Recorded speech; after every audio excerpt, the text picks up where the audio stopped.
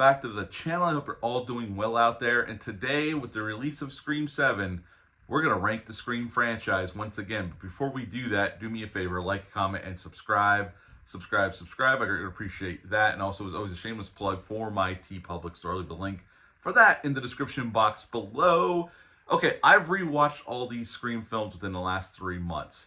And so it's fresh in my mind. I've made my mind up where I want to put everything. This list is going to be a little bit different than the last time I ranked these films when Scream 6 came out. And rankings change sometimes, especially with some of the other sequels. But I'm going to say up front as a caveat, I don't think there's a really bad movie in the Scream franchise. It's probably the most solid horror franchise we have. There's no Freddy's Dead. There's no Jason Takes Manhattan in the Scream franchise. There's no Halloween Resurrection. Okay, so the Scream franchise has always been a very solid franchise from the beginning, which we'll see where the original 1996 Wes Craven directed movie goes. But I'm going to say that up front. I like all of these films, and I can sit down and watch any one of them if I'm in the mood and have no problems. There's not a terrible movie in the bunch or an unwatchable movie in the bunch. This Scream franchise has been the one franchise that's been kind of immune from that one really bad sequel.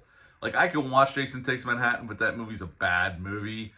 Halloween Resurrection, my soul dies every time I watch that thing. And Freddy's Dead is a bad movie.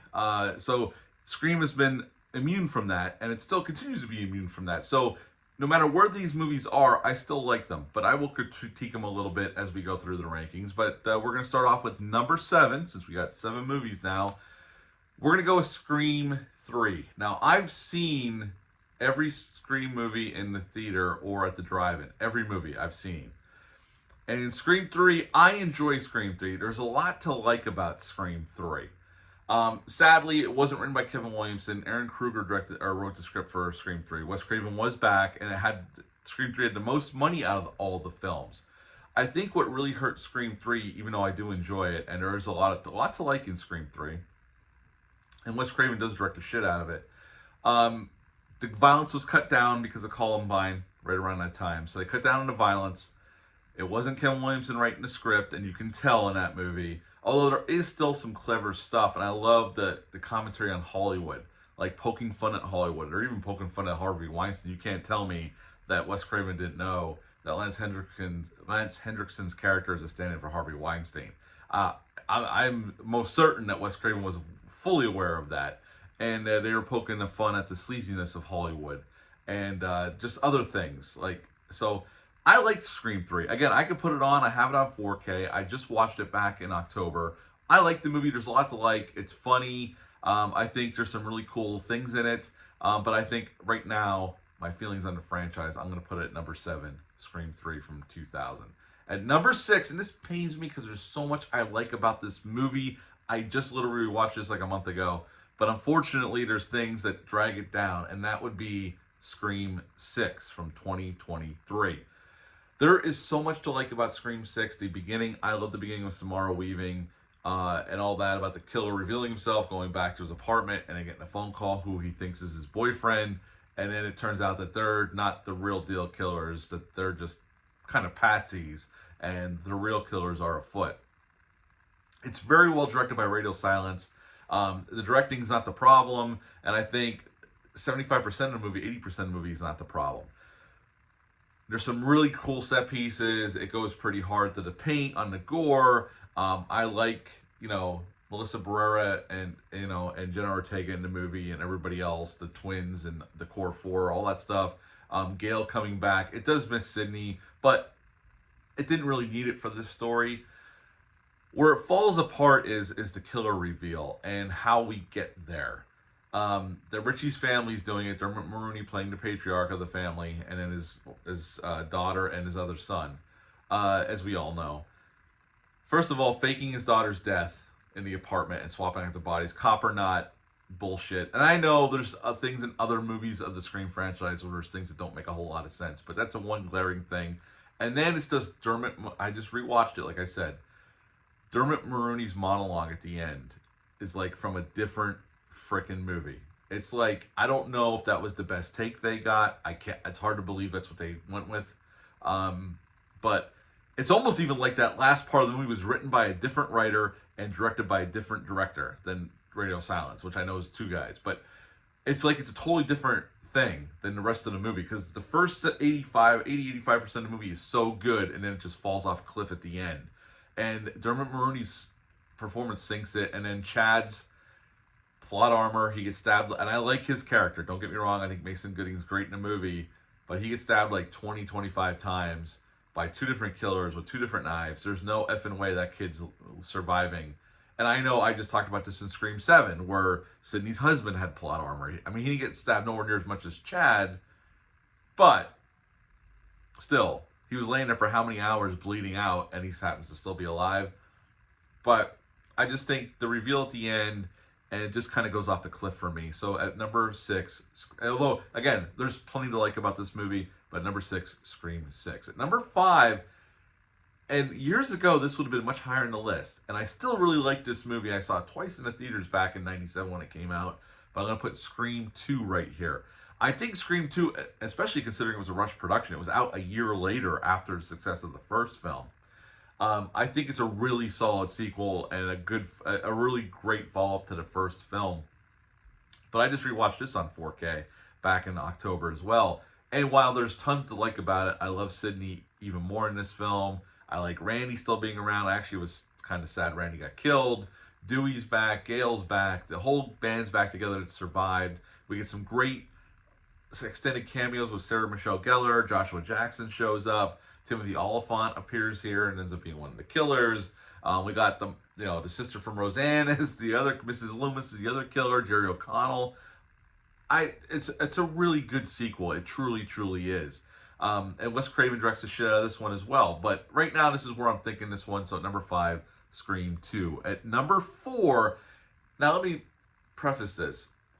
Between 5, 4, and 3, the margin is razor thin. These can move at any point on further rewatches, doing another ranking at some point in the future. So if you're at home yelling, trust me, it's this thin between them. At number 4, Scream 5, 2022, directed by Radio Silence. First movie with Melissa Barrera, Jenna Ortega in it. We get the twins in it, Randy's nephew and niece. And we get Dewey back. We get Sidney back in a small role and Gale back in a smaller role.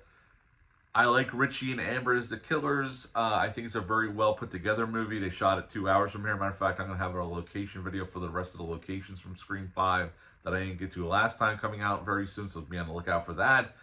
I really like this movie. I just rewatched this fairly recently too, but right now, this is where it's going at number 4, Scream 5. At number 3, the brand new film in the Scream franchise. And again, this could change over time. I've seen it twice now.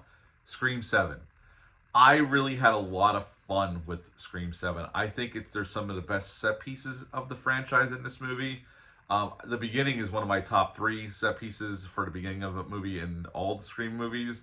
And, even though the killer reveal, the woman who plays the one killer is batshit crazy and she gives a great performance. I know what they're going for, her obsession with Sidney, and she takes it personally. Sidney was not involved with the New York killings or any of that. So I kind of, more thinking about it, I kind of get her motivation, and she's batshit crazy on top of it. So obsessive compulsive psychopath, that's what she is. And the guy that's with her, Ethan Embry's character, who's the other killer, is just like simping for her and just going along with it probably. I don't know how much stake he has in it. Besides, she's a fairly attractive woman and she probably talked him into it. Who knows? But I really didn't feel like the killer reveal was that important for this movie as it was for other Scream movies. I felt more like this was just a meat and potato slasher film with characters that we like coming back, especially Sidney. And we get introduced to some more nuances in her character with her family life at home. So I don't know. This movie worked for me even more so the second time than the first time. So right now, at number 3, Scream 7. At number 2, Scream 4 from 2011. I always had an affinity for this movie ever since I saw it back then. But over the years rewatching it, it's only climbed up the ladder on my rankings. I think this one goes pretty hard as well. And this was Kevin Williamson and Wes Craven coming back because it was only supposed to be a trilogy. In 2000, that was supposed to be it for Ghostface. That was it. And then rumbling, I remember around 2009 there was rumblings they might do a new trilogy. Wes Craven was interested, Kevin Williamson was interested in. They had 3 movies planned. I know Kevin Williamson's been talking about it on the press tour for Part 7. But I think Jill is a terrific final girl killer, and her reasoning makes a whole lot of sense then, and it even is more relevant now with the meta approach of looking at fame online. It's funny me doing this video, but just looking for as many views and fans, as she says. I think, you know, it even holds more true now than it even did back in 2011. It was a little bit ahead of its time. But yeah, I think she's great. The stuff in the hospital after that, it kind of jumps the shark a tad because, I mean, she's crazy and there's no way she's getting out of it at that point. But you know, I still think Scream 4 is a very, very, very, very solid sequel down the line. So at number 2, Scream 4 from 2011. At number 1, this is probably the one that's always going to be my number 1 because I absolutely love the original Scream from 1996. I've said this before in other videos, I'm going to say it again. If you weren't alive or you were really young in the 90s, I was a teenager in the 90s mostly. Not in the early 90s, but I was a teenager through most. I graduated in the 90s. Horror was not in vogue in the 90s. There was some great horror movies, as I said, before Scream even came out. We had John Carpenter's In the Mouth of Madness, which I think is a goddamn masterpiece. The Exorcist 3, which I think is an amazing sequel to the original Exorcist. And we had some other films as well. So we had some good horror. Bram Stoker's Dracula. I mean, there's other really good horror movies before Scream came out. But what really ignited the slasher craze once again was Scream in 1996. It gave horror and the slasher subgenre of horror the jolt it needed to come back to life because we had Scream 2 the next year. We had I Know What You Did Last Summer. I still know what you did last summer. We had Urban Legend, Urban Legend's Final Cut. I mean, we just started cranking them out. Plus, there was other slasher films of the period that I'm not naming. But slashers were back. It made it cool again to make a slasher film. And which was it was a great time. We were eating heartily in the 90s once Scream came out. Again, not that we didn't have some really great horror before this. It was just Scream reignited the slasher subgenre of horror. So it was a huge deal when this hit. And people kind of they put Scream in like the more like mainstream horror movie. You got to remember, Wes Craven directed that first movie, and Wes Craven made some notorious horror films in his career. Last House on the Left, Hills Have Eyes, Nightmare on Elm Street, A New Nightmare before this came out, which was a precursor to this because The New Nightmare was very meta. People Under the Stairs, Shocker. I know Shocker's a little goofy, but Shocker nonetheless. Serpent in a Rainbow.